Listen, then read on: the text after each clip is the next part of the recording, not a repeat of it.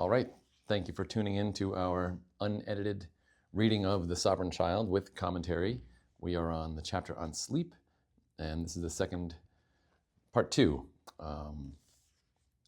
And previously, I had criticized how sleep um, sets up a schedule for the whole day, and sleep in school, and then dancing around that, and the whole day becomes one project, one damn thing after another. And now it's a question about toddlers and babies. What about putting toddlers on a schedule? Even before school and daycare age, it is common for parents to put toddlers and babies on a schedule, which means structuring predictable times for naps, eating, and play. A reliable nap time or bedtime is certainly helpful for a caregiver who has other things that they want to do. However, the above arguments against schedules apply to toddlers and babies as well. First, scheduling can backfire, especially with toddlers. Ironically, trying to get them to sleep at certain times so that a parent can structure their day around them puts severe limits on what parents can do. Nap times become a kind of fulcrum for the day, with a lot of anxiety centered on whether the parent can get the kid down. If successful, quiet must be maintained to sustain the nap for the allotted time. Even in the best circumstances, this adds rigidity to things like hosting guests or accommodating spontaneity, since everyone is required to literally tiptoe around nap time. Worse, when putting a kid to sleep doesn't work, parents waste hours trying to succeed, using up the free time that the nap was supposed to generate for the parent in the first place. If a child's resistance to nap time devolves into full-blown conflict, then the child tends to become even more restless than before. We discovered early on with our first child that spending hours trying to get her to sleep at opportune times rarely worked out. It was much more efficient to simply go about our day and figure out how to accommodate her if and when she fell asleep. This relieved us of the burden of trying to manage her, eliminated any conflict about getting her to go to sleep, and allowed her to develop her own sense of when she was tired and needed a rest. What about small children who want to stay up and keep everyone else awake? When toddlers stay up late, they still want to be entertained, and this is a problem for parents and siblings who want to sleep. It is hard to address this from afar because kids vary greatly in their preferred means of entertainment. In general, parents are not obligated to entertain their kids at all times. Just because kids have free rein doesn't mean their parents are their slaves. When I feel like going to sleep, I tell my kids that I'm tired and that I don't feel like playing with them anymore. Then, just like adults, my kids find ways to entertain themselves with technology like iPads until they're ready for bed according to their own preferences. When I make staying up less interesting, my kids are less interested in staying up too. After all, they regard me as a trusted source of fun in their lives. Taking your kids seriously gives them reasons to take you seriously as well. I don't know, I've just seen this so often.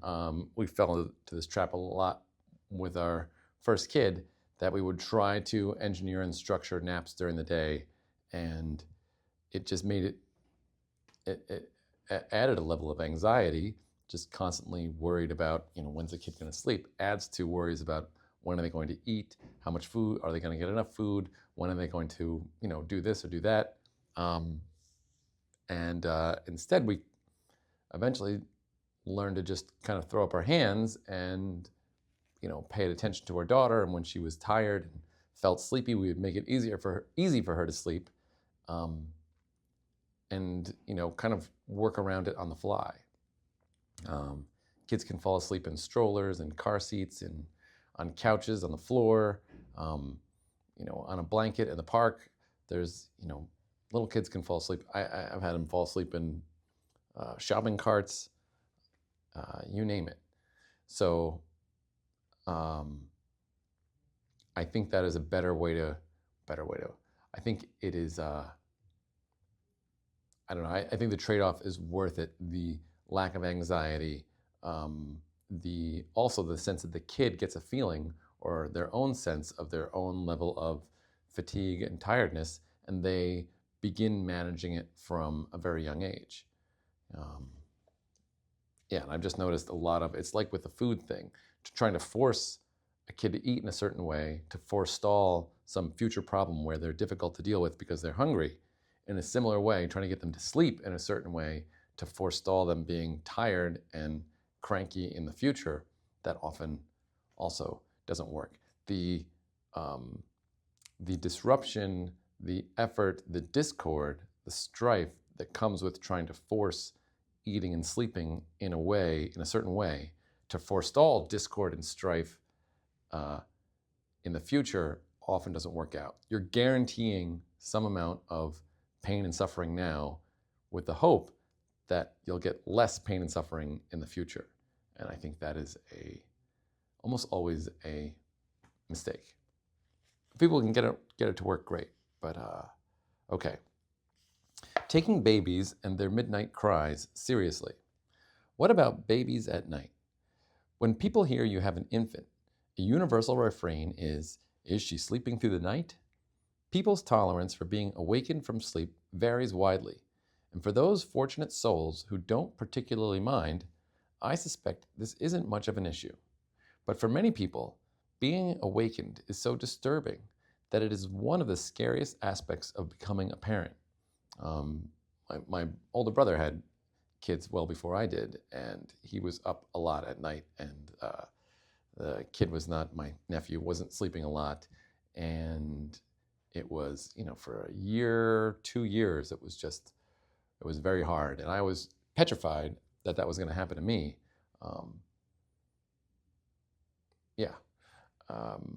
I was petrified that I just wouldn't sleep, and I think this is I know this is a major source of anxiety, and so the idea is that you have to get the kid sleeping in the right format early on, or life is going to be miserable for a couple years. Like all problems, this one is solvable, and trying out all manner of tricks, like using white noise, glowing toys, in particular bedding and clothes, are all worth exploring. Nonetheless, these efforts often fail, leaving parents dangling at the end of their rope. At this point, many parents consider simply letting the baby cry it out. This is backed up by the research, most famously the Ferber method. As with so many dehumanizing abstractions, cry it out suggests that babies crying it out is a mechanical process, like a leaf blower running out of gas, rather than a person in distress. Unlike the spent leaf blower, when a baby is left to cry herself to sleep, she is left to deal with her problem on her own. A baby crying herself to sleep marks a solution for the parent, but not for the baby. Babies are helpless, and a soothing parent is not some counterproductive crutch. If a crying baby is indeed a person in distress, then research showing an absence of long-term effects is irrelevant.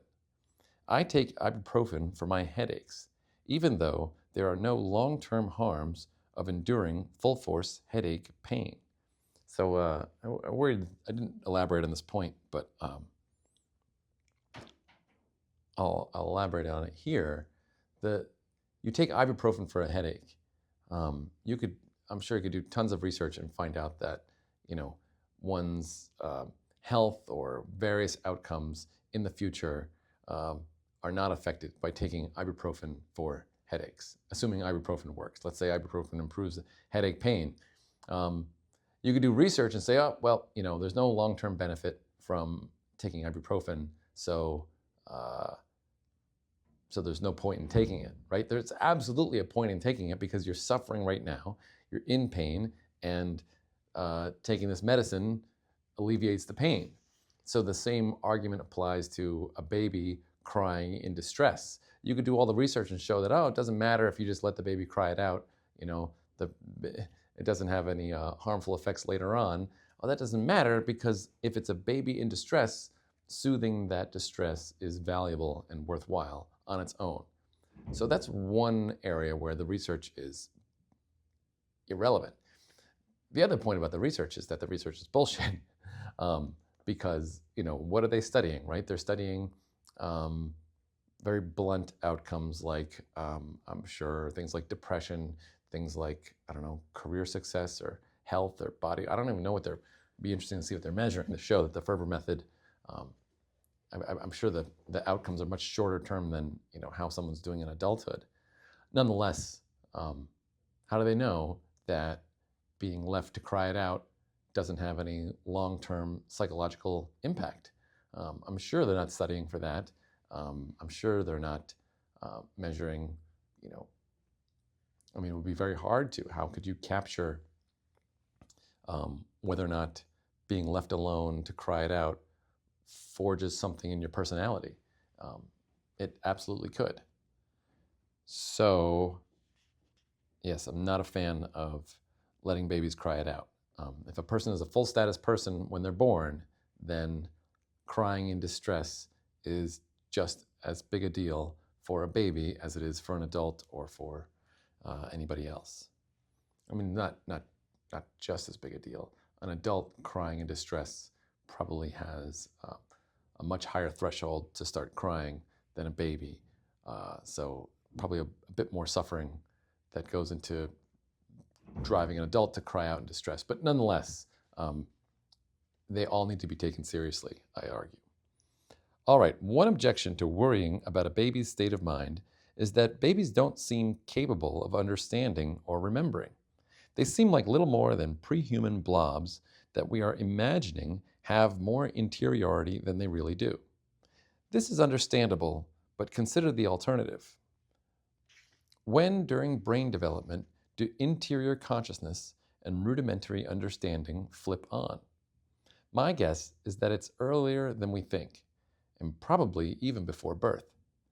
I wouldn't be shocked if some basics of personality become established in the newborn and the infancy period. Yeah, so that's what I'm basically saying. Every time they analyze these things and study these things, they find out that babies have much more capacity than we thought they did. The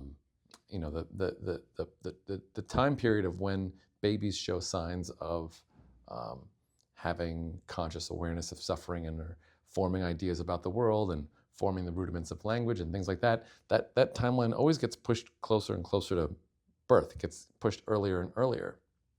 So our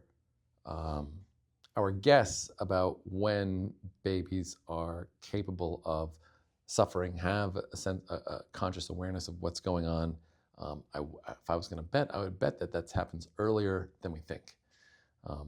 And that would be a terrible mistake to make. It would be terrible to treat a sentient thing, a conscious entity, as if it's unconscious when it is, right? Like, think of the horror stories of,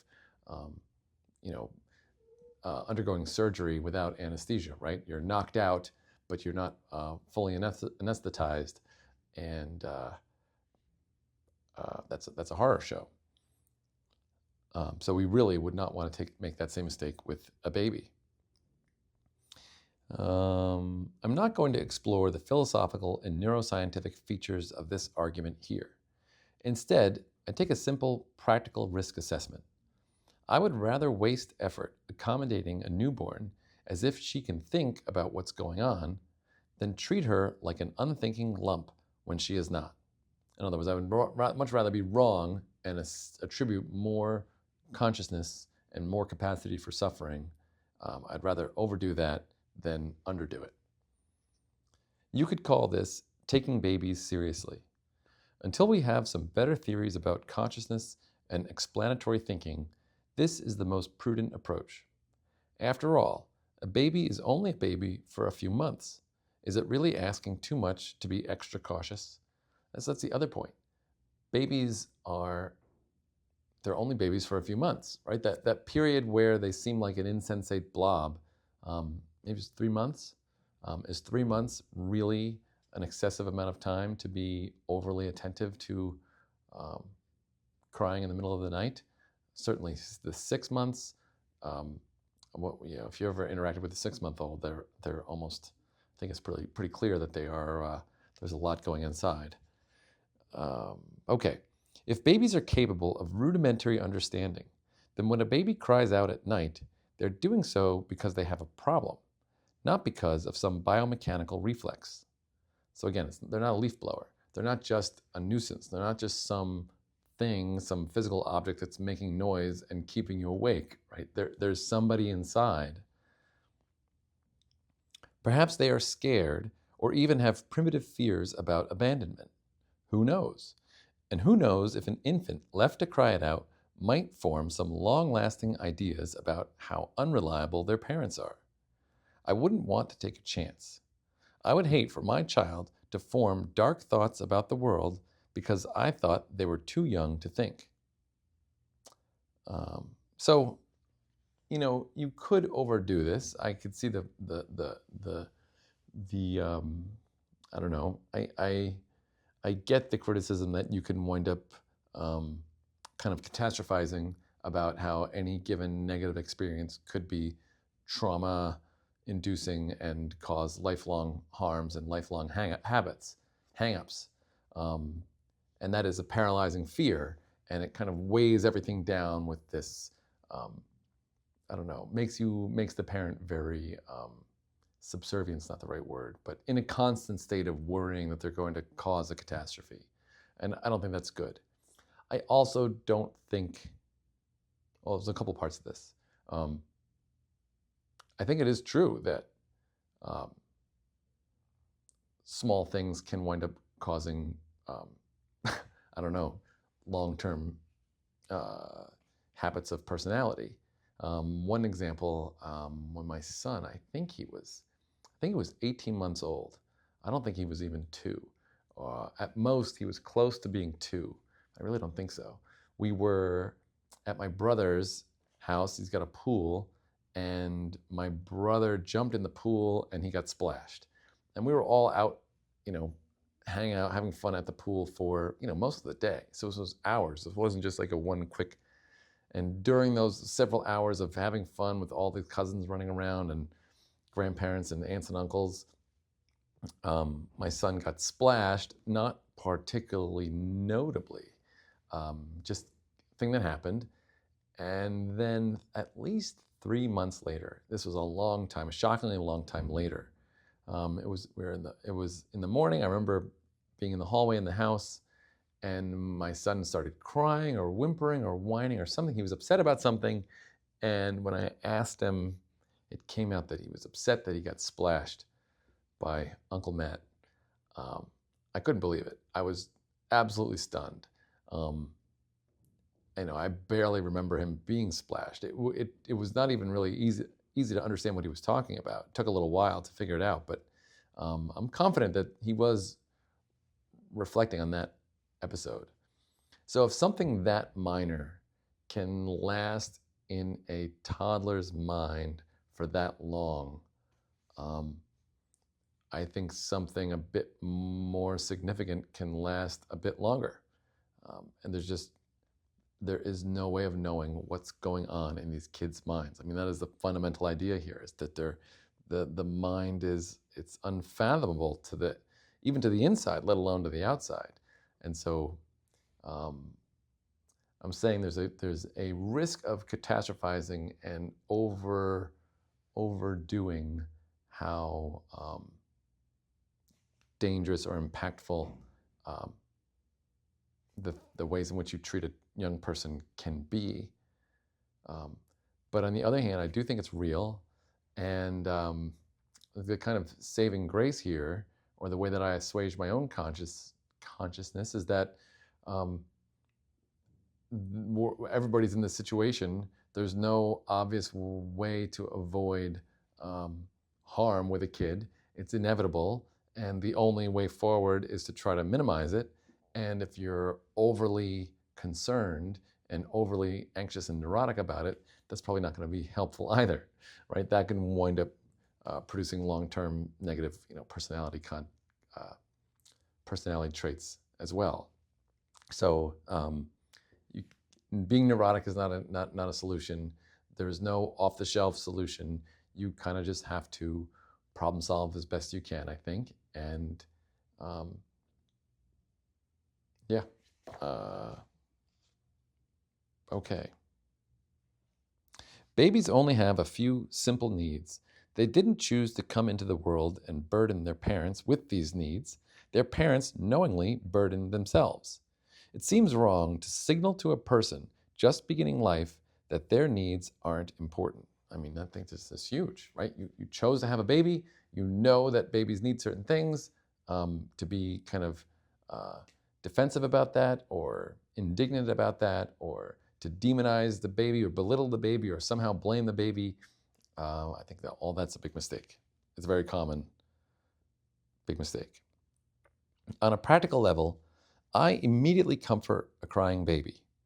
If this was disrupting my sleep, I would try to take daytime or morning naps, see if I could start work later, or extend a parental leave.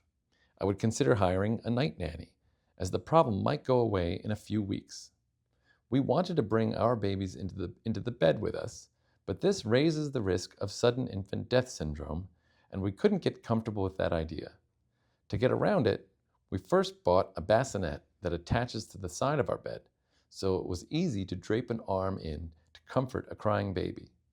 When we had twins, we bought a king-size bed and placed a foldable travel bed between us so the babies could safely share a bed with us. So the reason I put this in here is just some practical ideas that I do think you try to problem solve, right? It's not like, oh, I'm a slave to my baby and just do whatever they want. You can try to figure out a way to both promote your own sleep and soothe a crying baby at night. And these are just some suggestions. The co-sleeping with the baby is an interesting question. And sudden infant death syndrome is real. Babies just suddenly dying. And the research does suggest to me that it is increased likelihood that babies sleeping on their stomachs die suddenly. It's very rare, but it's not. I don't know. I mean, I know in the hospital, I know that there are cases. I know it's real. And co-sleeping, when you're co-sleeping, you don't know the baby's orientation and there's more blankets and stuff around. And so, perhaps that is neurotic. But for us, I think someone who decides to do co-sleeping, right, you make your own choices. And obviously, lots of people in the developing world and traditional cultures co-slept, and there's lots of benefits of co-sleeping that I think are real. And you could weigh the risks and say, I think the benefits outweigh the risks. I'm willing to take a, increased, if there's a very small risk of sudden infant death syndrome, if you double a very, very small risk, it still remains very, very small. For us, just the idea of increasing that risk a little bit psychologically, even if intellectually we knew it didn't really, wasn't, well, if we intellectually knew that it was very unlikely, it's hard to relax and sleep like that. So, but I also like this idea. I'm kind of proud of our co-sleeping strategy. We got one of those beds. They have it's a totally foam bed. It folds up, has little sides on it that are like this high, and it folds on itself, and it's a nice travel bed option. And we put that right in the middle of our bed. And so the kids were on their backs, separated from us, so we didn't roll over on top of them, but they were right there if they needed any soothing. So, all right, the conclusion of sleep. Like eating, sleeping is connected with almost every other thing one does in life. Living well requires adjusting and fine-tuning priorities when things change. Some preferences will conflict and others will complement, and these may swap when things change. Eating and sleeping come to bear on nearly all other preferences, and so they are among the most crucial things to learn about early in life.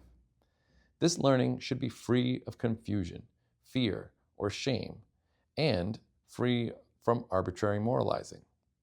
One's preferences around eating and sleeping should be as seamless as those for breathing and walking, although the former are far richer and more dynamic. It is therefore essential that parents not muck up a child's discovery process. Yes, I think comparing sleeping with walking is a good example. Right? Walking is a process that kids learn on their own, and in general, parents don't interfere much because the natural process just takes its course. And it's pretty obvious, I'm guessing, to most parents, most adults, that if you help a kid with walking, you're more likely to impair their progress, right? Has happened countless times where a kid is kind of stumbling, or I'm afraid they're going to fall, and I reach out and hold their hand, and now they're kind of depending on my hand, and the presence of my hand throws off their balance and their coordination, and they fall anyway, or they fall even though I'm trying to prevent them. It's easy to, it's very, very hard for an outsider to see what is wrong and needs to be corrected about walking for a toddler, right? Walking is an extraordinarily complex process of coordinating muscles and limbs and bones and whatnot, balance, inner ear, vestibular apparatus, etc. The walking process is enormously complicated, and so it's very hard to look at that enormously complicated phenomenon and see, this correction needs to be made, and then communicate that correction to the person, to the toddler who can't speak, right? You're going to communicate this correction and then make their walking, their process of learning to walk occur faster and smoother with fewer falls. The likelihood that you're going to do that is enormously small. It's much more likely that you are going to introduce confusion, that the kid is now not just learning how to walk and move their body, but is learning how to deal with you trying to influence that system. And what's the rush, right? What is the rush? What is the benefit of getting the kid to walk at a younger age, right? You have to carry them in from the car, from the groceries, carrying them into the house from the car fewer times. You're going to speed this process up by a day, a couple days, a week? How much sooner are they going to be physically independent via walking based on your instruction? It's not going to happen. It's an insignificant amount of time, and then you're risking actually delaying things. And so the same thing with eating, the same thing with sleeping. These things are so basic and so fundamental and so complicated, so informed by everything else that's going on with a kid, that you are not going to see the shortcoming, you're not going to see the mistake, and then be able to reach in there and correct that mistake without further confusing things. So that's my basic position on sleeping. There was one other thing I wanted to talk about, but I can't remember. Oh, just putting toddlers and babies on a schedule and being afraid of sleep. I think my advice or my recommendation or my thought for new parents would be to simply learn to practice, kind of expect sleep to be disrupted, and really investigate whether that's the end of the world or not. I think we tend to catastrophize losing sleep or being woken up in the middle of the night. I know it's easy for me to say because when I get woken up, I find it relatively easy to get back to sleep. But I think in general, the anxiety and worry about sleep is one of the main drivers of sleeplessness. There's an interesting treatment for insomnia, which is to simply stay up, right? If you find yourself waking up and you're unable to get back to sleep, or you're trying to go to sleep at night, but you can't go to sleep and you're up for hours, it's the anxiety of being awake and trying to get yourself to go to sleep and worrying about your loss of productivity the next day or your exhaustion the next day, whatever, that tends to build on itself. And if instead you say, well, I'm awake, I'm going to go watch some Netflix show or do something, right? Instead of lying in bed trying to go to sleep, you simply be awake and go about your day or your evening or your night. Then people tend to get very tired and then fall asleep sooner than they would have otherwise. And so I guess that basic recommendation perhaps could be just extended to the entire time your kids are babies and toddlers, is just to kind of expect to be woken up, try not to catastrophize, try to learn to roll with it, but also try different techniques of getting the kid to go to sleep, different tricks and whatnot. Okay, that was very fun. Chapter 2 is over. The next chapter is my favorite one, the chapter on screens, probably the most controversial after food, between food and screens, and really going to dive into chapter 3 next time. Don't forget, the book is the free PDF is available online, thesovereignchild.com, and that's all I've got for now. Thanks so much.